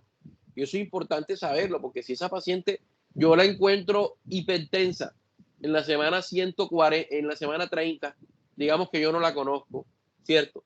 Y la encuentro 140, 150, 90. Y le hago la proteinuria y me da positiva. Señora, ¿cómo se siente? Nada. Los exámenes normales, el bebé normal. Ay, es preeclampsia, tiene la proteinuria en 304. ¿Es preeclampsia? La señora no se tomó la pastilla, ¿cierto? O requiere modificación de la dosis del antihipertensivo. ¿Sí me hago entender? Muy diferente es que me llegue 180, 100 con síntomas paraclínicos alterados y es hipertensión crónica. Obviamente tiene muchísimo riesgo de hacer preeclampsia. Pero es importante saber el historial de ella. Señor, usted le hicieron una proteinuria cuando estaba empezando el embarazo. Sí, doctor, aquí está. ¿Cuánto estaba? En 100. Perfecto. Y ahora la tiene en 560. Uy, una preeclampsia. Listo. ¿Sí me hago entender? Eso me ayuda mucho. Sí. Entonces, toda paciente con una hipertensión la hospitalizamos, le pedimos sus paraclínicos, incluyendo todo el perfil de daño endotelial o toxémico, como lo quieran llamar, hemograma, tiempos de coagulación, perfil hepático, perfil renal, las bilirrubinas, le pido una ecografía, le pido la proteinuria, la hospitalizo y ahora viene cómo le vamos a hacer. Entonces, todas estas pacientes deben estar monitorizadas, deben de estar tomándole la presión, la saturación de oxígeno, estar pendiente de los síntomas que tiene o que no tiene. Estos son los datos bioquímicos que yo necesito. Este está viendo la presentación, ¿cierto? Los signos de severidad que ya los conocíamos y que ya lo hemos discutido muchísimas veces. Entonces, para hablar del tema de la finalización del embarazo, para quitarnos eso encima, ya sabemos que a la luz de día de hoy, muchachos, la preeclampsia no severa hasta las 37 semanas. Algunos hablan hasta las 38, pero por lo menos llegar al término 37, cásense con eso. Y en la preeclampsia, esto es preeclampsia no severa, pero en la preeclampsia severa, hasta las 34 semanas, manejo expectante si la paciente está estable. ¿Listo? Si la paciente está estable. ¿Ok? Entonces, claro con eso. ¿Ok? El manejo expectante ya lo abordamos. Vía del parto para las pacientes con preeclampsia. ¿Quién me dice? Parto, doctor. O sea, se recomienda más que todo parto. No es indicación de cesárea la preeclampsia. ¿Ok? La preeclampsia no es indicativo de cesárea. ¿Quién es la que no me está escuchando? María Alejandra. Sí, señores, que a veces se me cae el internet. A veces se te cae el internet. Bueno, listo, perfecto. Listo. Y hacemos ciclo de maduración pulmonar entre la semana 24 y la 34. Ya sabemos. Corticoides. ¿Qué voy a utilizar de corticoides? ¿Quién no me ha hablado? La betametasona, doctor. Dexametasona y dexametasona. Ok, digamos que obtengo disponibilidad para betametasona. ¿Cuál es la dosis? 12 miligramos intramuscular cada 24 horas por 2 días. Perfecto. ¿Está claro con eso? ¿Y la dexametasona, si no tengo betametasona? Son 6 miligramos intramuscular cada 12 horas por 2 días. Por también. 2 días también. ¿Y por qué no la hidrocortisona? Porque, pues, por nosotros lo atraviesa mejor la placenta, si no es que... Exacto. No atraviesa adecuadamente la barrera placentaria, la hidrocortisona. Ok, continuamos. Preeclampsia severa. Listo. Le damos parto. Oigan, lo otro. Por eso es el tema del bicho. ¿Cómo está el cervix, la posición, la consistencia? ¿Ok? Es adecuado hacer un examen porque si tengo la paciente con 34 semanas y la voy a desembarazar porque tiene una preeclampsia severa y el cuello es una piedra, está largo, está grueso, está posterior y yo sé que la inducción no me le va a pegar y la tengo que desembarazar porque está muy severa, bien, sin duda la llevo a cesárea, ok. Pero si está estable, ya la voy a finalizar el embarazo, la tengo controlada, estuvo categorizada como una preeclampsia severa, le puedo dar chance de parto vaginal. Raro se ve en nuestro medio, raro por el volumen de pacientes que manejamos. Sí me hago entender, las pacientes con preeclampsia severa tengan parto vaginal a menos que lleguen en trabajo de parto. Pero, como tal, no es una indicación de cesárea. Ahorita que hablemos síndrome de Hell, les digo de entrada, no tiene tratamiento, no hay manejo expectante, se terminó el embarazo. Esté en la semana 24, 26, 28, se terminó el embarazo. ¿Ok? Él se terminó el embarazo, no hay manejo expectante. Contraindicaciones para manejo expectante. Hombre, que la paciente esté inestable, que se pierda el bienestar fetal, ¿ok? Listo. Hipertensión severa, es decir, 160, 110 a pesar de todos los tratamientos, que los síntomas estén persistentes por más de 24 horas, ¡ey! Que me convulsionó, me hizo una eclampsia a pesar del sulfato, me hizo un edema pulmonar y este tema de malformación grave ya va en otro tema, que es interrupción del embarazo. Eso no nos metamos con eso. Ok, listo. Veo que los paraclínicos van peor en un control de 12 a 24 horas. Ok, las plaquetas bajaron por debajo de 100.000, se me duplicó la creatinina, se me está quedando en diuresis la paciente. Complicaciones como la eclampsia, desprendimiento, convulsión, un edema agudo de pulmón, es decir, si hace complicaciones de la preeclampsia como tal, si tiene más de 34 semanas, perfecto, o si me hace un gel, ¿cierto? Si ahí veo 34 semanas, fuera, chao, no hay manejo expectante. Sigue peor, no hay manejo expectante, se perdió el bienestar del bebé, el Doppler está alterado muy feo, los monitoreos están súper alterados, no le logro controlar las presiones a la paciente, demasiados síntomas a pesar del sulfato y el antihipertensivo, termina el embarazo. Hacemos esto un momentico, no quiero hablar de artículos ahora. Entonces, tratamiento antihipertensivo de las pacientes. Muchachos, anótenlo. Yo sé que Jonathan, si recibió la guía, no sé si se las compartió y si la leyeron. Tratamiento antihipertensivo se debe iniciar sí o sí, escúchenme bien, sí o sí, si la paciente tiene hipertensión severa, es decir, 160, 110, te doy antihipertensivo. Ok, si la paciente tiene cifras 150, 100, le inicio terapia antihipertensiva. Si tiene síntomas o los exámenes están alterados. 140, 90 para abajo no requiere tratamiento antihipertensivo. 140 para abajo no requiere tratamiento antihipertensivo. Si está con síntomas, requiere tratamiento antihipertensivo. ¿Ok? Si está con síntomas, requiere tratamientos antihipertensivos, independientemente del valor de la presión. 140-90 con síntomas requiere antihipertensivo. ¿Ok? Entonces, pero parámetros 160-110. Ya eso deben de metérselo en la cabeza. ¿Listo? Meta de tener las presiones 140, 150, 90, 99. ¿Ok? Sistólica 140, 50, para abajo de ahí 90, 99. ¿Por qué no hipotensar a la paciente?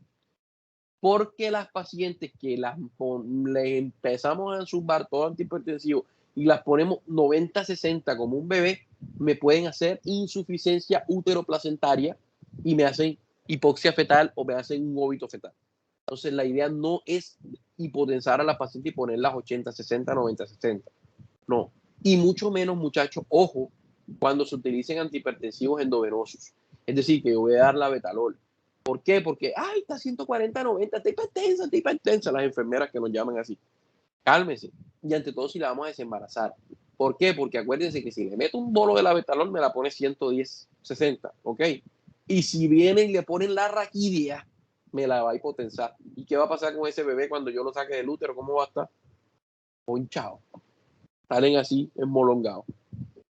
Porque se les ha bajado demasiado el flujo uteroplacentario. Entonces, hay que ser con mucha calma utilizar aquí. Si bien son emergencias hipertensivas, hay que manejarlas con mucho cuidado, con mucha cabeza fría, para no embarrarlas.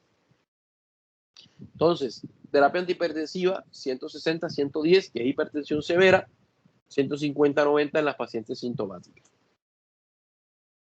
Hablamos de los corticoides entre semana 24 a 34 en todo este tipo de pacientes, ¿vale?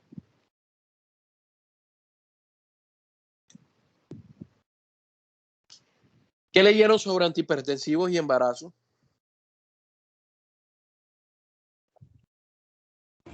Yo solo leí los que se utilizaban. Aquí se los pongo. La betalol, hidralacina y nifedipino, se las pongo chévere. Hidralacina ya no está en el país. La betalol solamente es endovenoso y tenemos el nifedipino. Y el alfa-metildopa. La alfa-metildopa es un medicamento antihipertensivo muy bueno en el embarazo que se utiliza para el manejo, si me hago entender, el manejo crónico, el manejo expectante. No te sirve para crisis aguda porque el alfa-metildopa empieza a actuar dentro de ¿cuánto? 48 a 72 horas. La alfametildopa tiene que tener metabolismo hepático para empezar a actuar. ¿Ok? Es un alfa-2 agonista central. Listo, primero tiene que llegar al hígado para luego subir a la sangre y llegar al cerebro para actuar desde el sistema nervioso central, regular la presión. No actúa enseguida. 48 a 72 horas. O sea, que la paciente me llega en crisis, no me sirve el alfametildopa. Tengo estos dos, la betalol y nifedipino. Hidralacina, yo cuando empecé la residencia, creo que yo fui el que me gasté la última ampolla en el país, porque la utilicé, me acuerdo yo, y es espectacular. Pero aquí en Colombia no la hay. Se acabó hace mucho rato. Entonces, muchachos, ¿cuál de los tres es mejor? Ninguno, todos son buenos. No hay diferencia entre ninguno, ¿ok?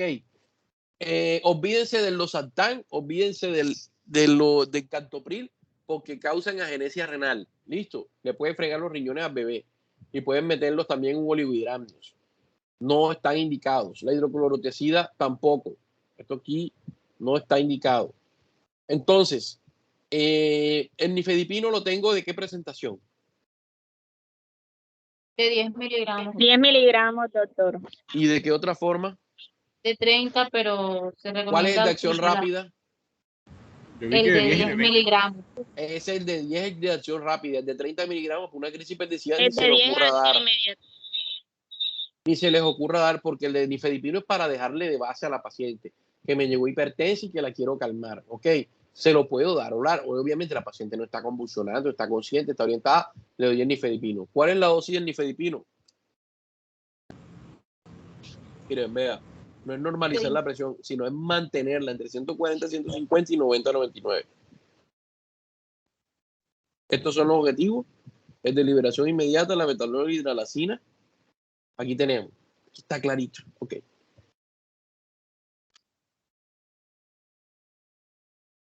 Tenemos 10 miligramos de nifedipino, ¿cierto? La tabletica. La presión a los 15 minutos se la tomo. Está hipertensa, le vuelvo a dar, le puedo dar 20 miligramos. Ok. Si hipertensa, a los 15 minutos, a la media hora, le puedo dar máximo 20 miligramos. Y después vuelve a los 15 minutos y sigo hipertensa, 20 miligramos. Máximo 80 miligramos de nifedipino. Si con eso no me mejora, paso a otro antihipertensivo. ¿Listo? La betalol se dan bolos de 20 y los puedo ir duplicando. ¿Ok? Hasta máximo 2 bolos de 80. ¿Ok? Inicio con 20. Si con 20 en 20 minutos no me mejora, puedo aumentar a 40. Y ahí en adelante 2 bolos de 80. ¿Ok? Con mucho cautela. La paciente debe tener monitoreo hemodinámico continuo estricto. ¿Cierto? Vale. ¿Puedo utilizarlo, doctor, si tengo 160, 110 de entrada? Claro. El nifedipino, también. La hidralacina, si la tuviéramos, también. La dosis de hidralacina inicial es de 5 miligramos y ahí se continúan en bolitos de 10. Esta vaina baja la presión full enseguida. Doctor, una pregunta. Uh-huh. Bueno, en caso de que una pacientica, sabemos que, bueno, los IECA y los ARA2 no se pueden utilizar por todos los efectos teratogénicos en el feto. Y si la paciente de pronto no mejora con la primera línea, que es el nifedipino y la betalol, ¿se podrían utilizar ya medicamentos como nitroglicerina o qué otro tipo de medicamentos así? Podemos utilizar el betalol en infusión, sí, cierto, a dosis de 1 miligramo hora, máximo 2 miligramos hora, y podría utilizar la nitroglicerina en infusión apoyándonos con el personal de UCI. Claro que sí. Sí lo podemos utilizar. La nitroglicerina está indicada en el embarazo. Ya lo habíamos hablado anteriormente, ¿cierto? Entonces sí la podemos utilizar. Ok, si con eso no nos mejora y tengo antihipertensivo, muchachos, esa placenta está haciendo desastre y no va a cambiar el panorama de la paciente. O sea, eso es indicativo de que va para peor. Si yo estoy utilizando la betalol en infusión de nitroglicerina, ya tengo que ir pensando y preparándome. Es decir, madurando esos pulmones, preparándome, haciendo exámenes muy estrictos cada 12 horas, 24 horas, porque ese paciente no va a aguantar mucho más. ¿Listo? Listo. Aquí está la famosa alfametildopa, que es un alfa-adrenérgico central que disminuye la resistencia. Ok, muchachos, regla de oro, no, nifedipino de 30, mejor utilicen el betalol. Ok, porque ese de 30 no les va a hacer nada, es una acción prolongada y no empieza a actuar enseguida. Listo, no les va a hacer nada. Lo otro, muchachos, bueno, la paciente está estable y van a dejarle la indicación, bueno, la paciente ya le regulamos la presión, Doctor, ¿qué antihipertensivo le vamos a dejar? No, vamos a dejarle nifedipino 30 cada 12 horas. Perfecto. Doctor, no hay tableta de 30, no hay nifedipino de 30, pero le puedo dar 3 tabletas de 10. Ni se les ocurra hacer esa locura, ¿vieron? Porque la hipotensa, acuérdense que esa es de liberación prolongada.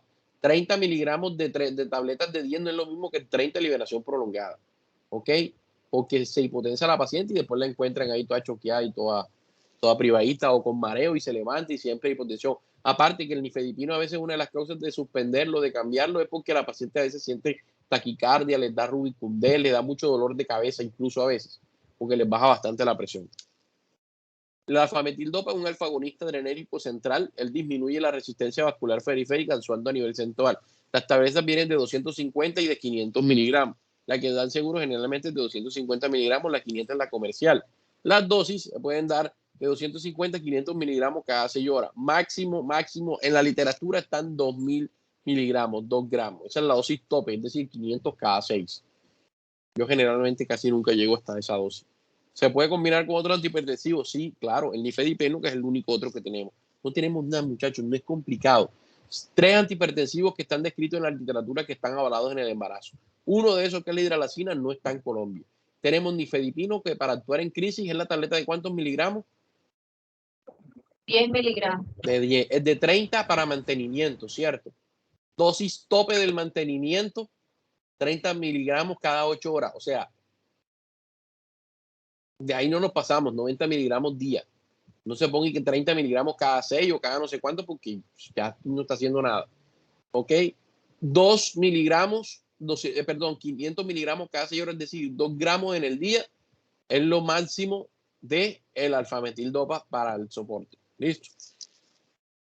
Y el labetalol, que ya lo sabemos que lo podemos utilizar en las crisis hipertensivas de manera endovenosa, bolo de 20, bolo de 40 y después 2 bolos de 80 vigilando cada 15 minutos si la paciente no me ha mejorado. ¿Vale? Aquí están. Bueno, cabe resaltar que en los gringos tienen la labetalol oral de tabletas de 200 miligramos. Ese no lo tenemos nosotros. Labetalol, nifedipino, alfametildopa, la hidralacina no la tenemos, la hidroclorotiazida no se usa. Sulfato de magnesio. ¿Qué leyeron de sulfato de magnesio? Neuroprotector. Okay. Dicen que tiene muchos efectos. Anticonvulsivante, relajante del músculo liso, vasodilatador, antiinflamatorio, etcétera. Antihipertensivo, pero no es el mejor antihipertensivo. Mecanismo de acción: actúa como estabilizador de la membrana como un cofactor fisiológico en la bomba de sodio-potasio. ¿Vale?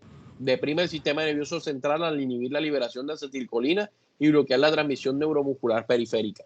Un efecto inmediato. ¿Ok? Las ampollas vienen así, muchachos, de 2 gramos. 20 miliequivalentes son 2 gramos en 10 cc. ¿Ok? 2 gramos. Las ampollas vienen de 2 gramos, 20 miliequivalentes. ¿Sí? Si le colocan 20 MEQ, son miliequivalentes que equivalen a 2 gramos. ¿Cuál es la dosis de administración? Hay varios esquemas. ¿Cuántos esquemas leyeron? El de Subay y el de Cibay. Compan y Cibay. 4 gramos.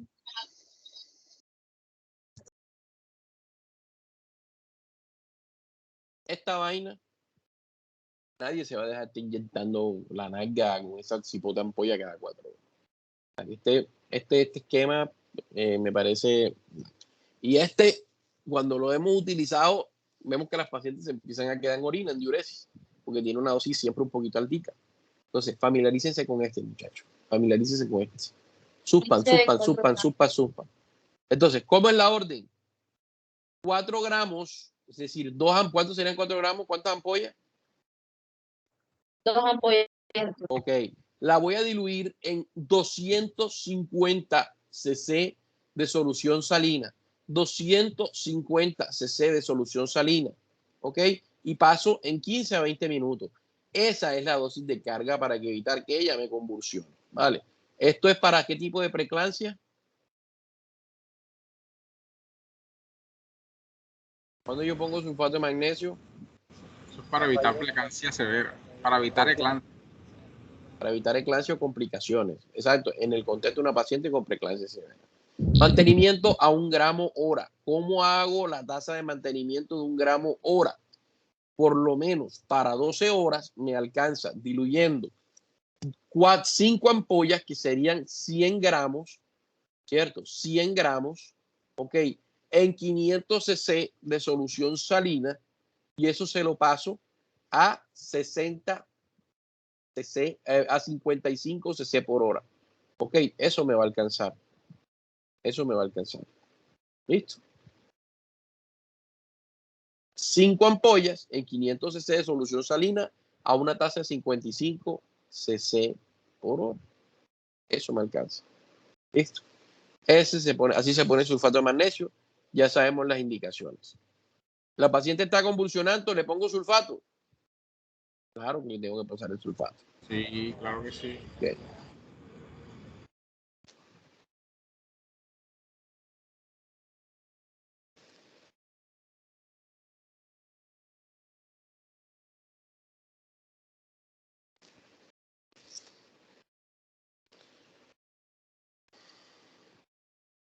Dejen que les comparta algo. Esto es lo que yo tengo que averiguar. ¿Listo? Tengo que tener presente de la paciente los signos de intoxicación. ¿Cómo está el reflejo de la paciente? ¿Cómo está la frecuencia respiratoria, el estado de conciencia? Y la diuresis. Si la diuresis está a 0.5 cc por kilo hora inferior, la paciente está quedada en orina. Si la paciente está hiporrefléxica, la paciente posiblemente el sulfato de magnesio la esté intoxicando. Si la paciente me hace bradipnea, es decir, que se me quede en respiración, tengo que parar el sulfato de magnesio. Son signos de intoxicación: la hiporreflexia, la bradipnea, la letargia en la paciente, la hipotensión severa y que la paciente se me quede en diuresis. Suspendo el sulfato de magnesio en ese momento porque puede que me esté la paciente convulsionando, la paciente se me esté intoxicando por el sulfato. ¿Cuál es el antídoto del sulfato de magnesio? ¿Quién lo investigó? Gluconato de calcio. Ok, ¿cuál es la dosis? 1 gramo vía intravenosa. 1 gramo vía intravenosa. Intravenosa.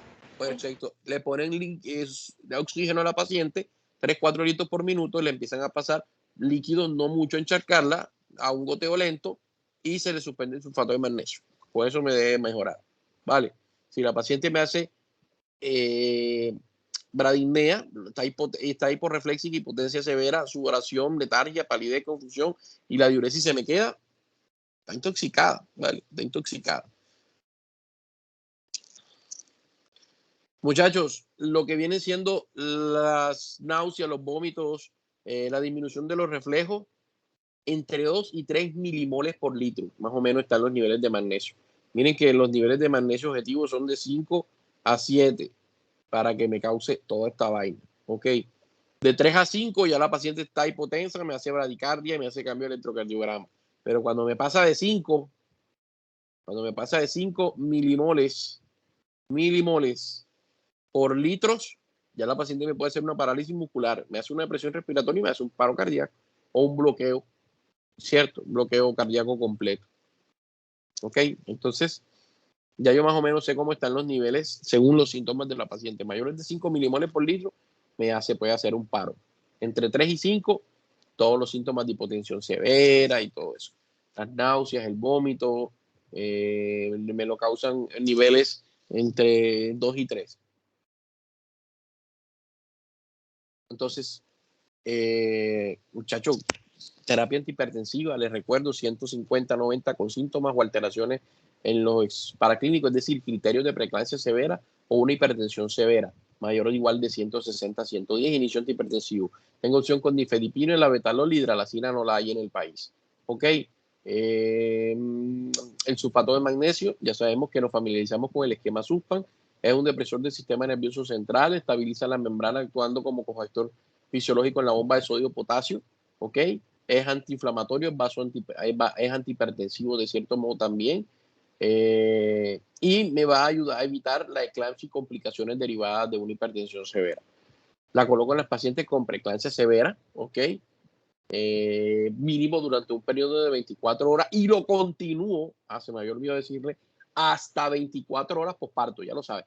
Yo desembaracé a la paciente por preeclampsia severa ahora mismo y me va a continuar sulfato por lo menos 12 horas más, por lo menos, porque la tasa de eclampsia puerperal es altísima, de un 20 a un 30% de las pacientes, de un 20% de las pacientes con preeclampsia severa que no reciben neuroprotección me hacen eclampsia en el puerperio. Listo, entonces es un porcentaje alto y tengo que seguir neuroprotegiéndola porque existe la preeclampsia puerperal. Puerperal también para paciente me puede hacer una preeclampsia y convulsionar. Entonces, eso era lo que quería resaltarles de trastornos hipertensivos. Creo yo que ha quedado claro. Tengo una pregunta, no sé si de pronto usted la tocó, como tenía problemas de internet. Sí.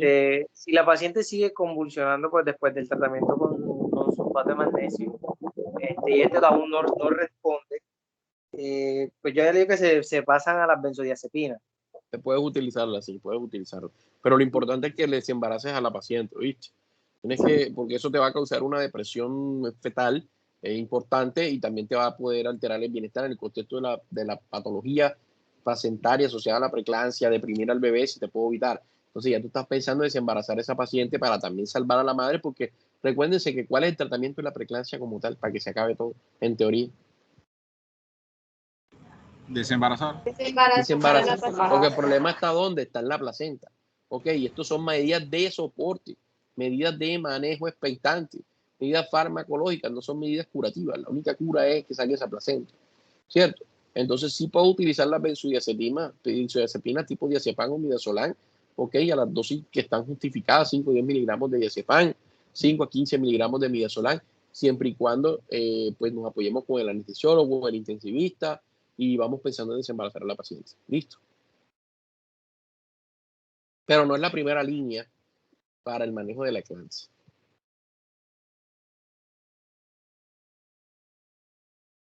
¿Tienen alguna otra pregunta, alguna duda, muchachos?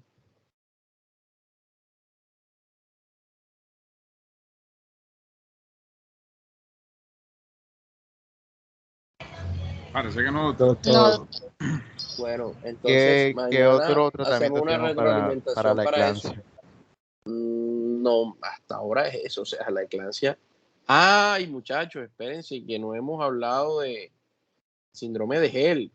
¿Qué han leído de síndrome de Hell? Que se debe desembarazar inmediatamente. Complicación más de la preeclampsia. Es una complicación más de la preeclampsia, es una variante complicada de la preeclampsia que se caracteriza por elevación de las enzimas hepáticas, ¿ok? Dejen que le quiera colocar una imagen acá.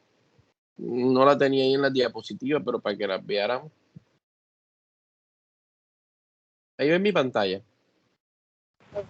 Sí, Sí, señor. Entonces, para que se vea esto, más o menos aquí buscando. Google una imagen práctica de esta que nos ayuda. Este es el término básicamente, una hemólisis microangiopática que ocurre ya en casos de preeclampsia severa, destrucción incontrolada de los eritrocitos, se nos van a elevar las enzimas hepáticas y por lo tanto también se va a disminuir el conteo plaquetario. ¿Ok? Tenemos una paciente con elevación de enzimas hepáticas, se nos baja la plaqueta y por hemólisis se destruyen los eritrocitos y obviamente se nos va a aumentar la LDH. Aquí creo que esta imagen también la explica muy bien. Entonces, tengo yo transaminasas elevadas duplicadas, plaquetas por debajo de 100.000, ¿cierto? Y tengo la LDH por encima de 600. Ya yo ahí tengo un gel, ¿ok? Ahí ya yo tengo un gel, Hay dos clasificaciones. ¿Leyeron sobre las clasificaciones? La de Mississippi y Tennessee. Sobre la de Mississippi. ¿Quién me explica? Ya que vieron ya que vi que la leyeron. Ya no me gusta más. doctor, pues la de Mississippi, lo que tiene en cuenta son las plaquetas y de ahí, pues, podríamos decir que 4 clases. En la clase 1 leí pues que las plaquetas deben estar menos de 50.000. En la 2 deben estar entre 50 y 100. ¿Sí me están escuchando? Sí, sí. Vale.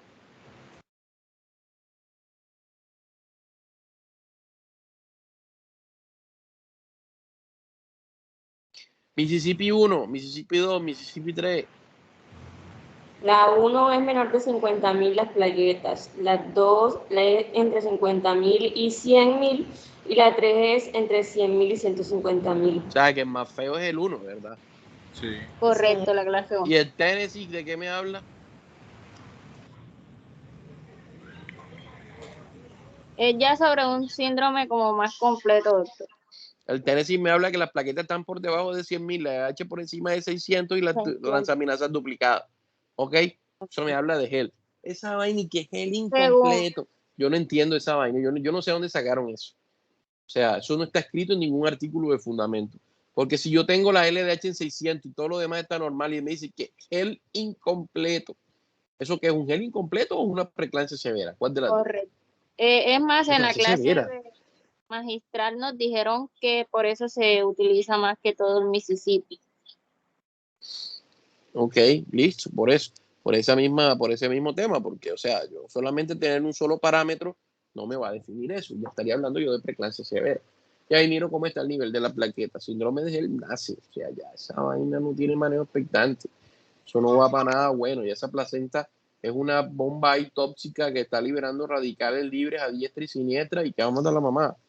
Listo, sulfato de magnesio, maduración pulmonar, en lo que se alcanzó por lo menos a colocar una dosis y antihipertensivos en esa paciente y se desembaraza. Yo le doy demasiado parto vaginal a las pacientes con gel cuando nos hacían gel en las 24 o 25 semanas porque me hacía una cesárea en ese entonces dañarle el útero y más en ese contexto de antihipertensión. Les ponía su misoprostol, le daban sus contracciones bien bacanas, parían y enseguida esas pacientes empezaban a mejorar. Entonces, ya sabemos, no tiene mayor expectante el gel. El tema del corticoide es bastante controvertido. Utilizar dosis de 10 miligramos de dexametasona cada 8, cada 12 horas, cada 8, cada 12 horas por 3 días sigue siendo muy controvertido. Dicen que no debería utilizarse, pero sin embargo, hay una evidencia a favor y evidencia en contra. Mañana, aparte de retocar puntos de lo de distosia, voy a hacer casos clínicos. ¿Listo? Y hacer casos clínicos que lo más seguro es que sea en la tarde-noche, ya cuando nos desocupemos de salga de las actividades. Mañana sé que hay varias cesáreas, porque programadas hay creo que 4, más una que llegó a hospitalizarse hoy 5, más lo que salga en el día. O sea que mañana hay faena. Entonces, ya saben, chicos. Nos vemos entonces como a las 6 y 7 aproximadamente. Chicos, yo pienso que a las 7 porque yo voy a pasar ronda temprano, porque hay varias cesáreas, entonces quiero operar lo más rápido posible. No, pero en la noche para hacer la revisión y los casos. Ya. 6 o a las 7. Más o menos, ahí estamos hablando, lo más seguro que sea así, tipo 6, 7, si se puede antes, mejor, dependiendo de cómo esté la cosa mañana. Okay. Entonces mañana comienzan las rotaciones, la misma vaina, de 7 a 11:30 y de 11:30 en adelante. Sí, exacto. Les agradezco que a las 7, chicos, porque voy a pasar ronda 7 en punto, porque mañana, como les dije, tratar de pasar esa ronda rápido para meternos a operar. Bueno, doctor. Bueno, que les vaya súper. Feliz noche. Igualmente. Igualmente, doctor. Mañana. Gracias, doctor.